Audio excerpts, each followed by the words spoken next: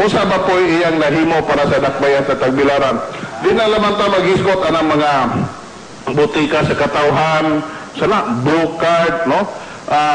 Because these are things that can easily be done. Dili kinahanglan kayo utok na aron himuon na kay ginagmay nga pundo ra gikinahanglan niya na, no?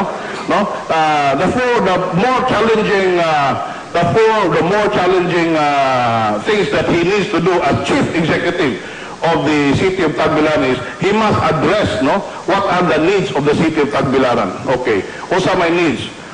The city of Tagbilaran needs to have a good road network, no?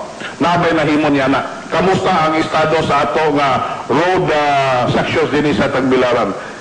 Go around the city of Tagbilaran. Tanawan ninyo, pila ba ka kilometrahe ang atong city streets? No? Sa tanang the number of kilometers sa atong city streets, unsa may estado niini, no?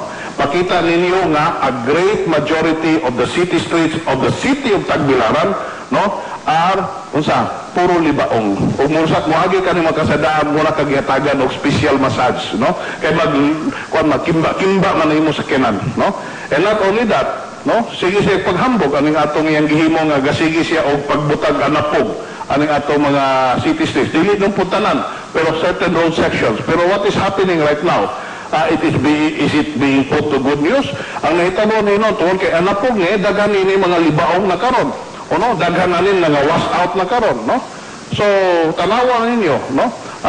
How much road improvement is being done, no? For the past 7 years, no? Nga iyang paglingkod. Kining atong problema din sa waste disposal na atiman ba ni, no? Tagbilaran is a growing city, no?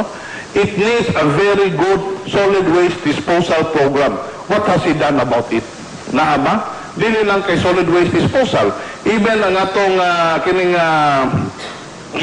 ginotog non-solid kining mga na to nga liquid sama sa tubig o mga chemical o guban pa, no?